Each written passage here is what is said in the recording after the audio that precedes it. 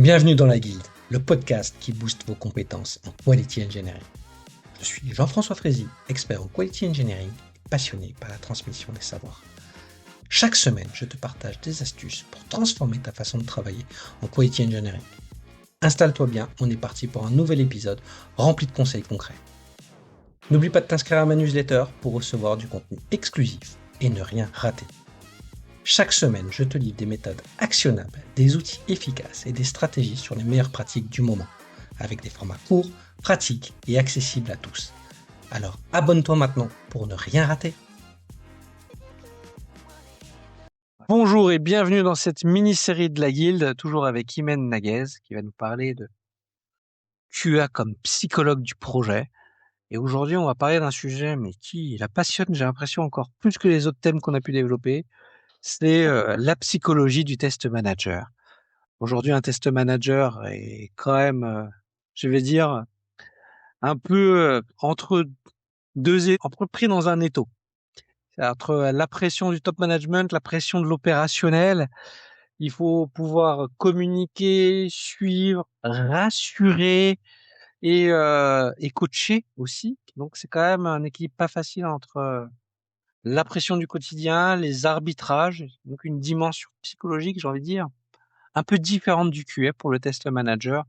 On peut mettre aussi le lead QA dedans. Je pense que ça se rapproche aussi en fonction du rôle où on est. On est là-dedans, donc c'est souvent pris entre tes équipes et le management. Voilà. Comment tu gères un peu ce tampon émotionnel? D'abord, c'est sur moi. Je travaille beaucoup sur moi. Et quand l'épisode 3, j'ai parlé un peu que je discute avec même les devs et demander comment on me voit, qu'est-ce qu'ils souhaitent, qu'est-ce qu'ils attendent de moi exactement. Et est-ce que j'ai bien expliqué ou pas? Toujours, je pose la question après la présentation ou après une explication. Je demande une petite reformulation. J'essaie de vérifier est-ce que j'ai bien communiqué ou pas, est-ce que j'étais claire ou pas. J'essaie aussi de garder ma caméra ouverte pour qu'ils me voient et que je les vois aussi. J'aime bien les voir parce que ça me permet aussi de comprendre est-ce qu'ils me suivent ou pas. Est-ce que j'ai mis quelqu'un en colère ou pas? Et c'est pas évident. Et Oui, des aussi fois, on fait pas travailler. exprès de vexer les gens. Ça peut arriver. Exactement. On est tous des êtres humains Ouais, oui. avec des journées, une fatigue qui peut être Oui, hétérogène d'une journée à une autre. Donc, ça peut arriver. exactement. Tu fais bien. Et surtout dans notre rôle aussi, qu'on explique parfois la même chose à tout le monde. On passe un mois pour déployer une stratégie, pour réexpliquer, réexpliquer, réexpliquer, et après, il y a un nouvel arrivant. Il faut reprendre le sujet. Et donc, l'explication, elle devient plus fluide, mais aussi, elle doit être adaptée pour chaque personne ou Oui. qui va intervenir. Il y a des personnes où tu as besoin de répéter plus souvent. C'est la pédagogie parce que aussi, Oui, peut-être quand tu as expliqué à ce moment-là, ça l'intéressait pas et que t'écoutais pas. Peut-être aussi que et t'as oui, pas raconté la belle histoire qui pouvait le captiver. C'est c'est ça vrai. aussi. Moi, je pense que Et oui, il y a la temporalité, c'est-à-dire, c'est peut-être pas le moment de parler d'un sujet alors que c'est le feu en prod. Ça va nous obliger à le répéter. Il y a le filtre de la personne. Est-ce qu'il est prêt à écouter?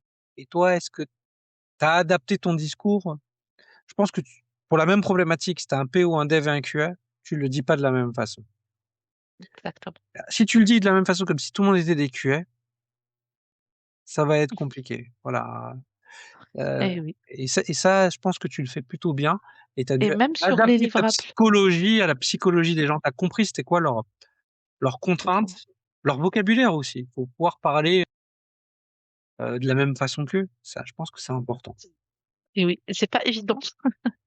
C'est parfois parce qu'on n'a pas, comme tu as dit tout à l'heure, Jean-François, on n'a pas les compétences d'être vraiment un pédagogue. On doit l'apprendre. On n'a pas aussi la partie un bon coaching. On doit apprendre à être un coach et faire face aussi à cette différence aussi de culture entre les différents QA et aussi entre le vécu aussi. Le vécu de chaque personne ça impacte énormément. Et je me rappelle sur un des grands projets sur lesquels j'ai collaboré, là où il y avait plusieurs sous-projets, dès mon arrivée, la première chose qu'ils avaient en tête, c'est que je suis là pour pour les suivre, pour remonter leurs lacunes et pour, comment dirais-je, faufiler dans leurs détails pour communiquer à la direction. Alors que c'était même pas ça mon rôle. Et j'ai expliqué. En fait, et j'ai essayé de faire face, de changer, mais j'étais à mon début de ma carrière, donc c'était pas aussi évident. Et d'essayer de passer le message que je suis là, c'est pas pour la direction, c'est pour moi-même d'abord. Parce que je veux bien assurer la qualité, je veux bien prévenir les défauts très tôt. Je veux être là pour éviter, pour mitiger ces risques-là que vous avez. Je suis là pour apporter des solutions. C'était vu qu'à la fin, en fait. C'est pas à la fin, mais ça m'a pris beaucoup du temps, presque 2 mois, 3 mois, pour qu'à la fin, ils ont commencé à me donner plus de confiance et m'inviter même dans leurs points, parce que j'arrivais même pas à rentrer dans leurs points. Ça, c'était pas Ouais, évident. t'as fait preuve de résilience, hein, c'est bien. Ah oui, On aurait pu se dire: «Bah, ils veulent pas de moi, je continue à faire comme ça et puis c'est tout, exactement. j'avancerai bon gré mal gré», donc c'est une belle qualité. Mais c'est vrai que, test manager, ouais, on dit: «Ouais, faut manager la qualité», mais finalement, c'est aussi manager des tensions humaines, que ça soit avec, les différentes parties prenantes, mais même avec les QA. Toi, tu as des équipes que tu manages, à un moment, Ah oui, tu dois prendre des décisions et tu dois les assumer. Ça, c'est pas toujours facile. Moi, je me rappelle, à une époque, j'avais une équipe où j'avais que des experts et des fois, les experts, ils sont pas d'accord entre eux. Donc, je dois prendre une décision. eh oui, Et c'est un peu facile de dire, c'est lui ou elle qui a raison et pas l'autre et on décide. Et ça crée encore plus de tension. Moi, j'avais fait quelque chose, c'est que quand je prenais une décision, des fois, c'était en entre-deux. J'expliquais pas pour ménager forcément l'ego des uns et des autres, même s'il faut faire attention à ça. Et j'expliquais par rapport au projet et à l'intérêt du projet et du client. Et je pense que quand tu prends une décision, surtout quand on a un rôle, de responsable quand même bas niveau, t'es pas le directeur de la boîte ou, bah oui, t'acceptes, qu'il te donne pas tous les détails de sa stratégie. Je pense qu'il est important d'expliquer pourquoi tu prends cette décision et pourquoi tu prends pas l'autre décision. Au moins, ça évite que les gens, ils s'imaginent des choses et dire: «Ah bah, ils préfèrent l'un que l'autre». Non, je pense que c'est important. Et souvent, tu vois, il y a des QA qui me disent, «Il faut faire ci, il faut tout tester là, c'est important, il nous faut 3 personnes en plus», eh oui, je fais: «Mais tu pas sur le chemin critique de l'application, je suis pas d'accord, oui, tu as envie de tout tester, tu es sur ce périmètre-là, donc tu as envie de le valoriser, je comprends. C'est pas ça que tu me racontes, en fait, c'est tu veux qu'on fasse un peu plus attention à toi et que OK, mais eh oui, non, on n'a ni le budget, ni la justification pour pouvoir le faire». Par contre, si tu veux aider un tel sur un autre périmètre, qui est plus en visibilité, parce que toi, ton périmètre plus petit se passe bien, on peut en discuter. Mais je pense que c'est intéressant. Il y a toujours, dans dans ce qu'on nous dit, il y a aussi ce qu'on disait dans un autre épisode, les non-dits dans nos équipes et dans la justification. Je sais pas ce que tu en penses aussi sur ce management des tensions humaines. Alors, il y a pas toujours des tensions, heureusement, mais ça arrive. oui, ça arrive. Ça arrive pas comme surtout en mode agile, on a toujours des releases à livrer, donc il y a des hauts, il y a des bas, il y a aussi des changements dans les équipes. Ça impacte forcément. Et je me rappelle déjà, j'ajoute un petit détail, c'est que une fois à un démarrage d'une mission, je vais partager des KPI et j'ai mis 7% des tests non exécutés dans le mail. Et là, ma responsable, elle est revenue vers moi, elle m'a dit, ah non, on met pas les 7%, on met 93% en vert que c'est exécuté. C'est beaucoup plus Parce que positif. c'est beaucoup plus facile.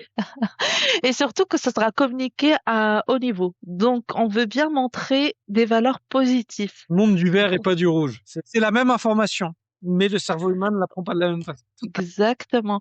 Donc, vraiment prendre ces petits détails-là, ça m'a appris, en fait, de prendre en considération que déjà, c'est pas tous les KPI sont appliqués par projet.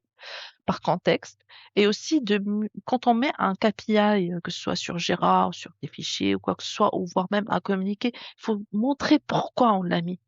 Et le pourquoi, qu'est-ce qu'on détermine? Parce qu'on parle beaucoup des KPI, on va ajouter ça et ça et ça. Mais à la fin, qu'est-ce qui est utile? Qu'est-ce qui va me permettre de On voir a qu'est-ce un qui ne ordre va de pas? Noël qui clignote, est-ce que ça sert à grand chose plutôt que d'avoir 4 KPI, qui nous permet exactement, d'avoir confiance. exactement. C'est toujours ça. Mais moi, je suis un grand fan d'avoir un nombre de KPI réduit. Alors peut-être que ça Oui, fait appel à d'autres KPI en dessous, plus opérationnels, mais je pense qu'il faut simplifier la communication. Et puis après, eh avoir oui, que du vert et c'est rouge en prod, c'est quand même pas un bon message. exactement.